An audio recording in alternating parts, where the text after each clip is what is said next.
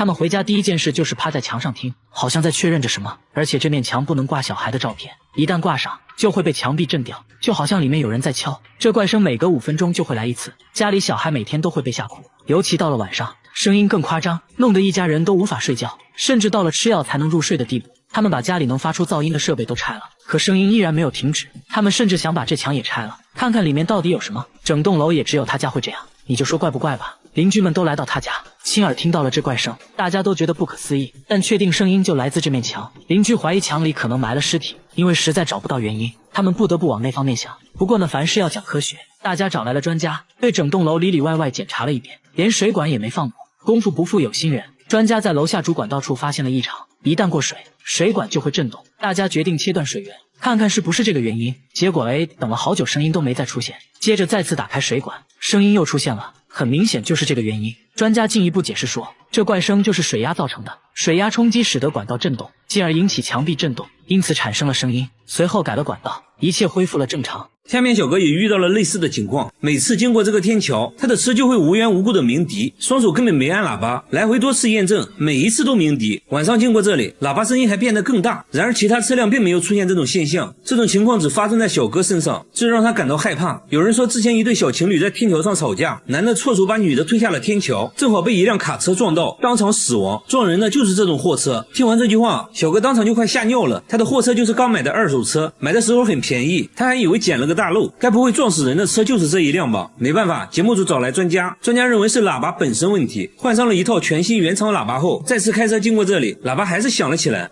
这就很奇怪了，他现在非常尴尬，前面堵车，正好停在天桥下面，喇叭一直响个不停，别人都以为他是傻子。专家又研究了半天，发现喇叭开关很灵敏，一些细微的电信号都会导致喇叭电路接通，初步推测可能是附近无线电干扰导致的。而且发现天桥上有类似避雷针的无线电装置，用专业仪器测量，果然发现了很强的无线电信号，也就是这个信号导致了汽车鸣笛。那现在要做的就很简单了，改装整个喇叭系统就好了，解决了小哥的问题。下面这个大叔的车又遇到了新问题，每次开车经过这个收费站，导航就会离奇失灵，触屏一点反应没有，但是经过其他收费站却一切正常。而且在对向车道经过这个收费站，导航工作很正常。大叔说回老家都是走这个高速，每次都会出现这种情况，持续了好几年，好像有什么东西试图阻止他上高速。而且据他了解，这个收费站之前就是一片墓地越想越害怕，那会不会是这个车型的设计缺陷？节目组找来同款车型测试，开车经过这个收费站一切正常，专家猜测可能是收费站的无线电信号干扰到了导航，随后用设备检查附近的无线电信号，没有任何发现，接着检查了导航，也没有任何问题。经过了解，大叔每次过收费站后都是直接右转，专家决定这次在经过收费站后选择直行的方向看看有什么反应。没想到直行后导航正常了。这时专家看到远处的指示牌，瞬间恍然大悟，直接让大叔升级导航系统，系统更新完再次经过收费站，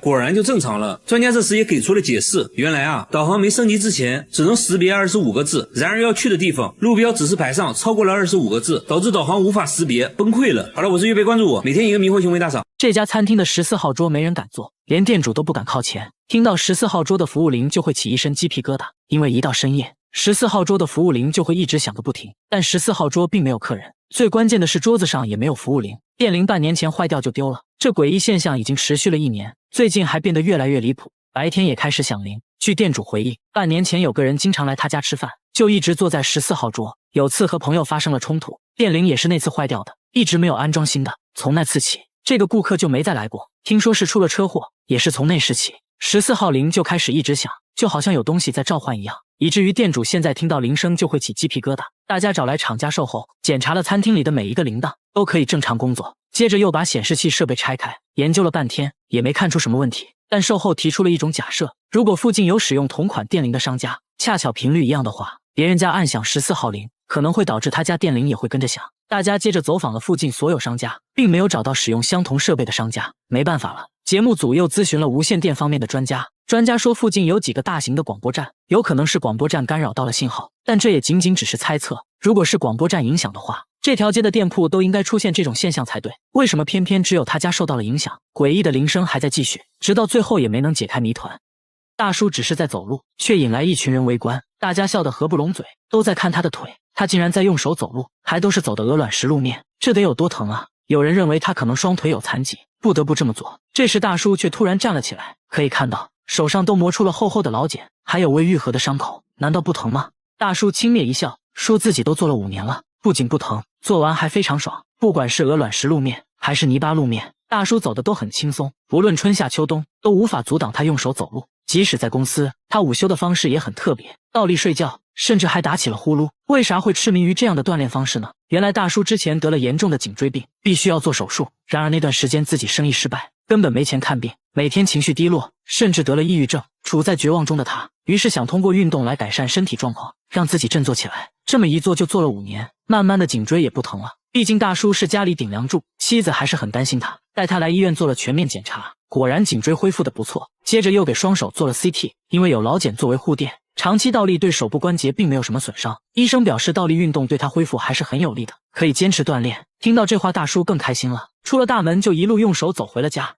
他们把面粉均匀撒在厨房地板上，接着又偷偷安装了摄像机，本想找到在厨房搞破坏的罪魁祸首，结果却拍到了让人头皮发麻的一幕。起因是好好的橡胶手套，只要在这家餐厅后厨放一晚，就会被撕得粉碎。怕大家不信，下班前店主又摆上了几双新手套，锁上了唯一的大门。第二天一大早就看到店主和员工聚集在了门口。店主说自己一个人不敢进厨房，等人聚齐后才敢开门。真有这么夸张吗？大家一起来到后厨，记者也被震撼到，好好的手套变得破败不堪，碎片散落一地，像是被腐蚀了一样。你要说有小动物的话，那它肯定会破坏食物，不可能没事去咬手套。你要说是有人故意破坏的，那也不太成立。橡胶手套根本扯不动，即使用剪刀剪过的痕迹太过规则，也做不出这种粉碎的效果。那到底是怎么造成的呢？大家越猜店主越慌，最后大家想出一个办法，把面粉均匀撒在地板上，边边角角也不放过，又安装了摄像机，不管是人是鬼，这次一定能找到这个罪魁祸首。第二天大家一起来到后厨，不出意外手套又被撕成了碎片，关键地上干干净净，一个脚印也没有。这下大家更慌了，难不成真有那东西？大家赶紧查看录像，发现手套在没有任何外力的情况下，自己慢慢开始分解腐化，整个过程显得很自然，画面说不出的诡异。大家不由得后背发凉，赶紧寻求专家帮助。专家认为这是一种化学反应，橡胶手套是被氧化剂破坏的，这种氧化剂应该就是臭氧。许多厨房都在使用臭氧对食物进行消毒，白天排风扇会把臭氧抽到室外，但晚上排风扇不工作，臭氧就聚集在了厨房，随着浓度升高，橡胶手套就被氧化，从而老化断裂。为此专家还做了个实验，密闭空间内，当橡胶手套接触到臭氧后，很快就被氧化掉了。专家说只需要晚上也保持通风，把臭氧排到室外，就可以防止类似的事情再次发生。店主乖乖照做，晚上也打开了排风扇，果然第二天手套真就完好无损，省流。氧化反应在这里娶老婆主要靠抢，当街看上不认识的女孩，就可以明目张胆地抢回家做老婆。女孩父母知道后，不但不报警，反而会热情招待绑匪。只因这里有个奇葩的习俗，这个男孩马上就要结婚了，万事俱备，就缺新娘了。现在只需要去街上抢一个女孩回来就行了。新郎说和这个要抢的女孩仅见过几次，第一次见面就爱上了她，于是就开始策划绑架细节。已经策划了1个月，临出发时，新郎的长辈还叮嘱，千万别让她跑了，抢人尽量小心一点，别弄得青一块紫一块的。随后他们来到女孩家附近，先联系上了女孩的闺蜜，让闺蜜叫上女孩去打水，帮他们把女孩引出来。他们紧随其后伺机而动。街边的大妈早已看破一切，但什么都没说，好像已经习惯了。很快女孩和闺蜜提着水桶出了门，女孩显然不知道自己已经被闺蜜出卖。新郎的朋友紧随其后，见时机成熟，朋友示意司机跟上来，时刻准备着。男孩们装成路人慢慢靠近，趁女孩不注意，直接下手架了起来，接着硬生生把女孩塞进车里。节目组大为震惊，这跟真实的绑架没有一点区别。女孩声嘶力竭地叫着妈妈妈妈，但周围邻居却只顾着看热闹，脸上还笑嘻嘻的。面对一群陌生男人，女孩惊恐万分，奋力反抗，但无论怎么挣扎，都显得那么无力。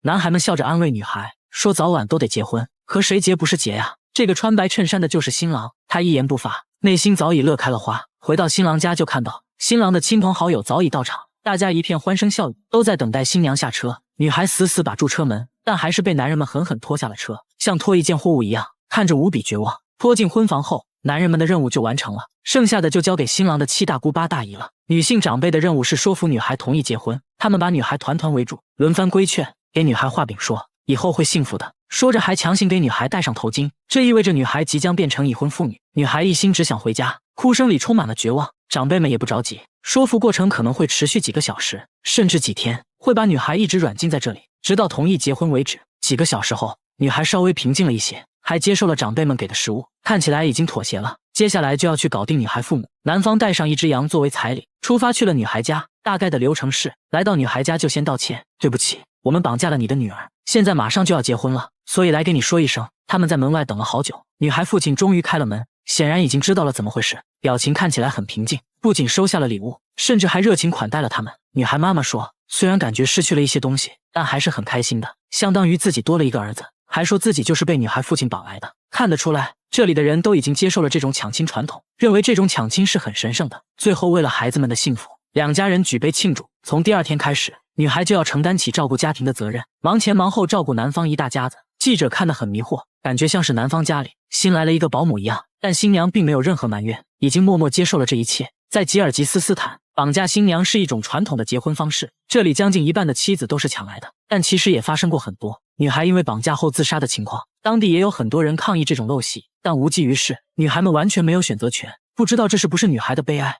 他家天花板上出现了一个诡异的洞，洞口会流出黄色液体，还经常传来奇怪的声音，洞的数量不断增加，第二天就多出来好几个，有大有小，形状各异。用内窥镜往洞里一看，却发现了一个更惊人的秘密。刚开始呢，他还以为是蟑螂，丈夫拿着杀虫剂一阵猛喷，再仔细一看，才发现是个洞。天花板上怎么会有洞呢？吓得他赶紧去找物业。物业说30年来从未听说过这种事情，也没有别的住户反映过。物业表示他们管不了，主人现在很害怕，找来节目组。节目组猜测呢，可能是孩子拿玩具捅破的，但孩子说不是自己。现在谁还玩玩具啊？都是看手机。想想也是，就算用筷子也不能戳破天花板。随后拿内窥镜伸到里面一看，竟然发现了一坨毛发，还有很多墙纸碎片。主人还说，天花板经常传来奇怪的声音，有时咯吱咯吱的，有时呢又像玻璃球掉在了地上。难道天花板有什么生物？主人听到这里，瞬间起了一身鸡皮疙瘩，因为天花板没有出口啊，所以这东西应该还在天花板上。节目组把摄像机对准天花板，准备等它再次打洞的时候抓现行，但一直过了3天，都没再出现新洞口，也没再听到奇怪的声音。没办法了，必须要请专家了。专家在壁橱里也发现了一团毛发，很明显不是人的头发，还发现了一坨便便。专家仔细观察后说，这东西啊应该就是老鼠，但他们住在7楼，天花板怎么可能会有老鼠呢？专家说一定是通过一些缝隙钻进去的，进去之后呢就被困住了，不知道怎么出来，所以才会打洞。至于最近呢都没有什么动静，专家认为老鼠已经逃走了。那它到底是怎么钻进天花板的？专家拆掉通风管道后，发现管道附近有个明显的裂缝，老鼠就是通过这个缝隙钻进来的，最后也是通过缝隙逃走的。为了防止老鼠再次进来，他们堵住了通风管道的缝隙，重新贴上了新的壁纸，一切恢复了正常。然而下面这个房子又出现了新问题，在海边一座孤零零的房子里，每天都会传来呲啦呲啦的声音，房子外面还有个神秘的图腾，看着非常诡异。有人说房子里住着海王，声音是他磨三叉戟时发出的。工作人员才不信，壮着胆子上前查看，发现大门竟然是开着的。不怕死的工作人员走了进去，里面一片漆黑，突然灯就亮了，映入眼帘的就是用胶带铺成的地板，用了2种颜色的胶带交叉覆盖，形成了特殊的花纹。抬头一看更夸张，房子的墙壁全部贴上了绿色胶带。不仅如此，卧室也完全用胶带覆盖。这时主人出现了，不是海王，而是一位老奶奶。奶奶说这没有什么大惊小怪的，自己喜欢这样的装修风格，足足用了4年才全部完成。那外面的图腾代表着什么？奶奶说图腾没什么特殊含义，是这个房子的装修图，自己就是按照图腾来装修房子的。但每隔一段时间，胶带就会失去光泽，奶奶就会重新贴一遍新胶带，不一会儿就用完了1卷胶带，还说1周就要用掉300卷。打开橱子，里面存放了大量胶带。她为什么会有这种迷惑行为？原来40年前她的身体出现了问题，以至于不能出门，为了锻炼身体，才决定用胶带装饰房子，顺便呢锻炼身体。没想到现在身体越来越健康，所以就坚持每天贴胶带了。但是要论迷惑行为，还得看下面这位大叔。这座公寓每到深夜就会叫，公寓的住户苦不堪言，有人说听起来像青蛙在叫，又像是什么东西在楼梯上跳。节目组循声来到一位住户家里，只见声音越来越大，打开灯后让人哭笑不得，原来是大叔磨牙的声音，磨的那叫一个响，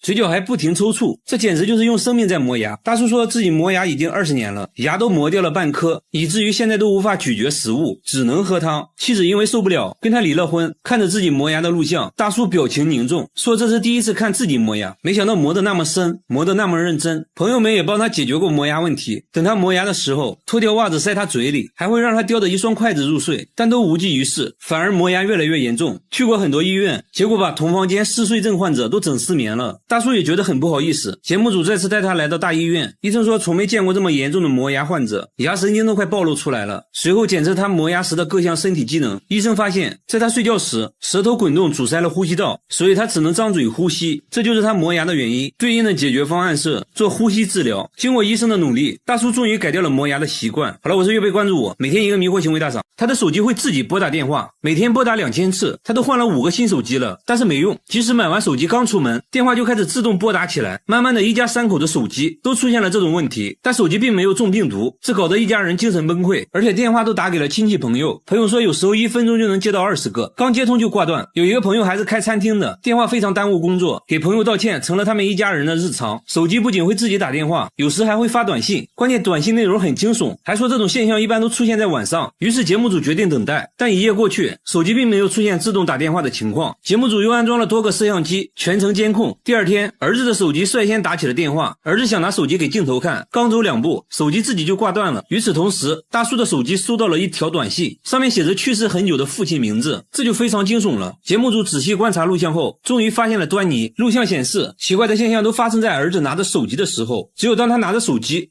才会自动拨打电话。父亲手机上的短信也是在他拿走父亲手机后才收到的，而且每次都是儿子第一个发现这种现象。通过这些反常的举动，节目组认为儿子就是始作俑者。心理医生还发现，儿子在处理这些事情的时候很老练，看起来是策划好的，而不是简单的心理问题。节目组把儿子请了过来，想要套路他一下。经过一番询问，儿子终于憋不住了，承认了自己的所作所为。那他为啥要这样做？儿子说别人都觉得他没用，正好他了解到一款远程控制别人手机的软件，用软件控制了父母的手机。刚开始呢，觉得整蛊家人很好玩，而且家里就他懂智能手机，父母都很依赖他，这也让他获得了心理上的满足，才开始一直恶作剧。父母得知真相后很震惊，要求儿子向亲戚朋友道歉，电话之谜总算解开了。这只狗每天都要偷鞋，还专偷有脚气的鞋子，奶奶的鞋就经常无缘无故的消失，大冬天只能光脚走回家。节目组来到他家，奶奶却让工作人员离门口远一点。不一会儿，门口就出现了一只狗，他仔细闻了闻，确定是奶奶的鞋后，叼起来就跑。工作人员赶紧追，眼看就要追上了，狗狗丢下鞋子开溜了。奶奶说狗狗好像时刻监视着自己，每当脱下鞋，没一会儿就被他叼走了。不过还好，狗狗每次把鞋藏在固定的地点，奶奶都可以找到。现在他每2天去捡一次，这样正好能捡回1双。奶奶很困惑，为啥他只偷自己的鞋？节目组猜测可能是奶奶的鞋气味独特，接着还做了个测试，让村民把鞋子都放在一起，看狗狗会如何选择。只见他从头到尾闻了一遍，很快就分辨出了奶奶的鞋，接着又叼走了。这次呢，节目组让奶奶穿1双新鞋，看狗狗还能不能分辨出来。奶奶穿着新鞋走了一圈，脱掉鞋子进屋后，狗狗就出现了。它像之前一样挨个闻，很明显新鞋对狗狗的迷惑性很大。狗狗稍微有点犹豫，确认再三后，还是挑出了奶奶的新鞋。那它为啥痴迷于偷鞋？宠物医生说，狗狗把偷鞋当成了一种游戏，认为偷鞋可以吸引人们的注意，进而得到人们的关爱。不过要论奇葩，还得看下面这个。每到深夜，酒吧里就会出现满地的便便，花盆里的土被刨了出来，卫生纸也被撕得粉碎，到处都是一片狼藉。关键呢，钱也没有少。酒吧老板觉得这应该不是人，节目组决定近距离观察。等了好久，墙壁上突然传来声音，一块泡沫板在自行移动，工作人员都快吓尿了，壮着胆子继续观察。这时一只毛茸茸的脑袋探了出来，原来是一只黄鼠狼。只见它来到草坪上一阵翻滚，这也太舒服了吧。随后就开始找酒喝。黄鼠狼很警惕，时刻都在观察门口的情况，但它拉的便便越来越多，店主很苦恼，决定用笼子把它抓住，先在笼中放入食物，接下来只需要等它上钩。晚上黄鼠狼再次出现，直接就被食物吸引了，但它非常谨慎，在入口徘徊了很久，最终没能抵挡住诱惑，但是呢，并没完全钻进去，留了一半身体在外面，叼上一块食物就退了出来。这也太好吃了吧，吃完后没忍住，又钻了进去，这次呢，完全钻进了笼子里，吃完才发现中了圈套，对着入口一顿挠，没想到还真被它挠开了。工作人员看得目瞪口呆，决定再试一次。黄鼠狼这次犹豫半天都不敢进去，但大鸡腿实在太香了，还是钻了进去。这次呢，成功抓到了它，随后把它带到野外放生了。好了，我是预备关注我，每天一个迷惑行为大赏。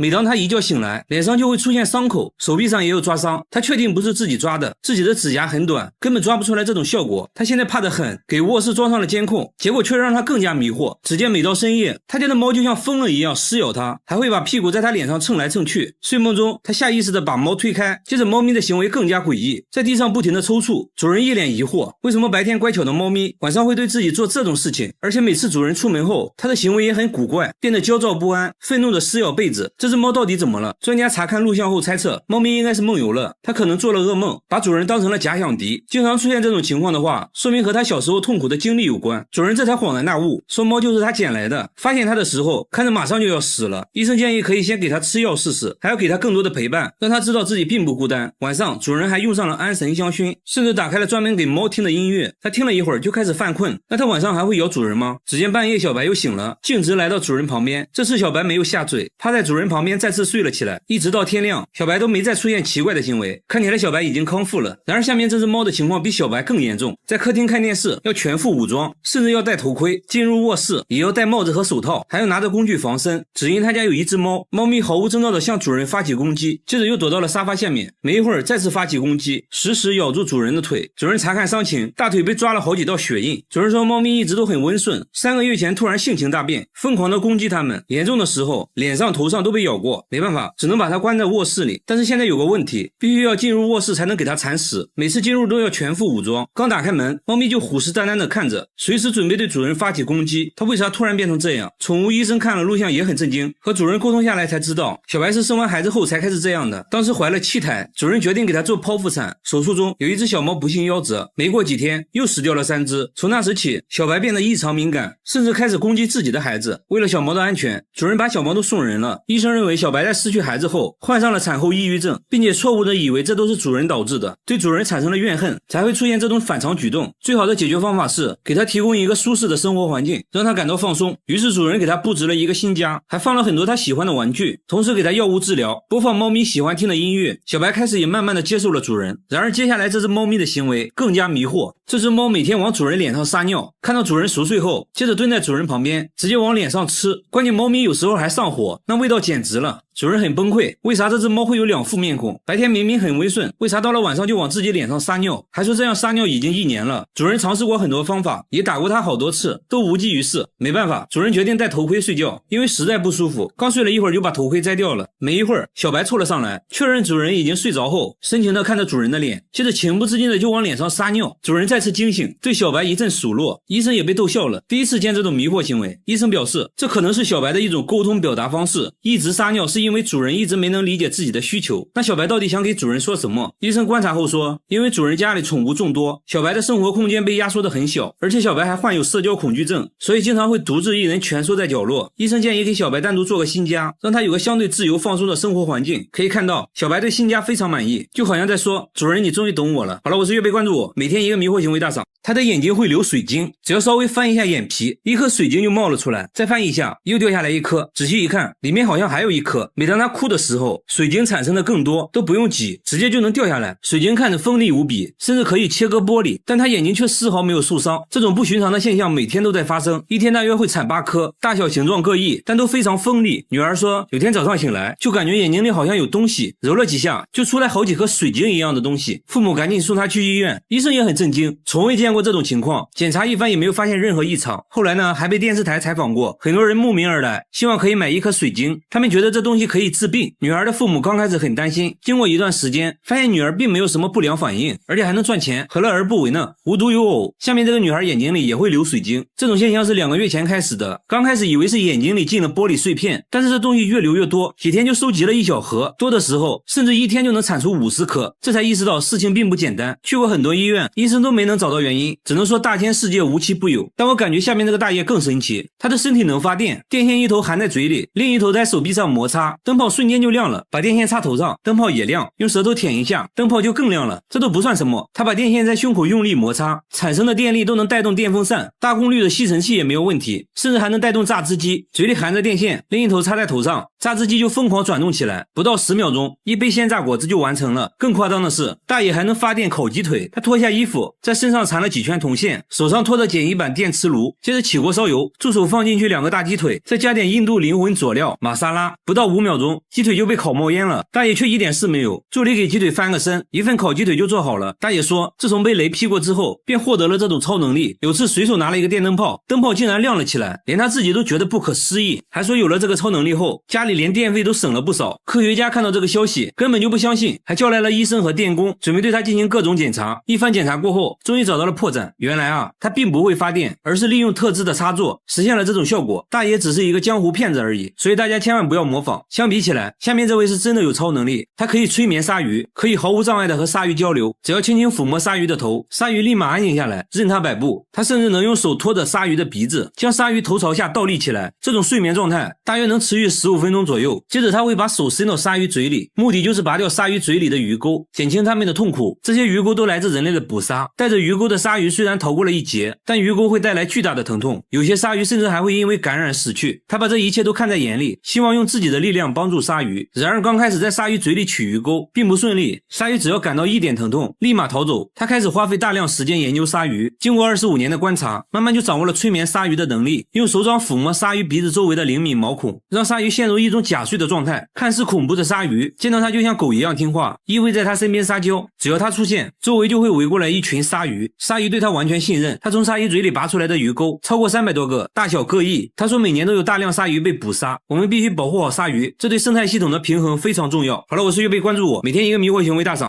他把鞋油涂在脸上，连续10年，每天都要涂1盒，10年来没洗过脸，除了眼睛和嘴巴，脸上都被厚厚的鞋油覆盖。鞋油干裂后令他疼痛难忍，即使这样，他依旧每天涂抹鞋油，从1天涂抹1次，直到后来的1天涂1盒，边涂还边笑。问他为什么要这样，他就什么都不说，紧张的环顾四周，焦急的等待着什么，又好像在躲避着什么。随后跟着一个女人来到衣服回收箱找衣服，说女人是他姐姐，询问姐姐情况，姐姐却越来越激动，看着不太聪明的样子。晚上他们就随便找个凳子睡觉，此时温度零下4度。节目组想要帮助他，却被拒绝了。节目组带他们来到派出所，想确定一下他们的身份，根据指纹找到了他的家庭信息。节目组决定带他们回家，刚上车，一听说要回家，姐姐立马暴躁的哭了起来，还让节目组赶紧放他走。没办法，只好原路返回。随后姐弟俩坐上地铁，消失在了镜头里。节目组单独去拜访了他家里，父亲说他俩智力有缺陷，经常离家出走，曾经多次阻止也无济于事。为了寻找他们，父亲到处张贴寻人启事，一直没有回音，还以为姐弟俩已经遭遇不测了。节目组想要帮他们团聚，在车站找了好几天，终于找到了姐弟俩。至于为啥不愿意回家，姐姐还是没有说。节目组给他们提供了一个住的地方，经过长时间的劝说，他决定洗脸了。鞋油成块的掉落，整整洗了3个小时，终于清洗干净，这样看着正常多了。跟心理医生交流后才知道，之前有人在地铁看到智力缺陷的他，就无缘无故的开始殴打，往他脸上涂鞋油，还警告他如果不想挨打就要一直涂鞋油。慢慢的，为了保护自己，他就开始主动往脸上涂鞋油。这时姐姐也说出了离家出走的真正原因，原来姐弟俩还有一个哥哥，哥哥脾气暴躁，经常对他们拳打脚踢，两人天真的以为只要哥哥看不到他们就不会挨打了，才会不断的离家出走。经过长时间的心理咨询，姐弟俩终于放下心理包袱，同意回家，一家人终于团聚了，还表示以后不会再离家出走了。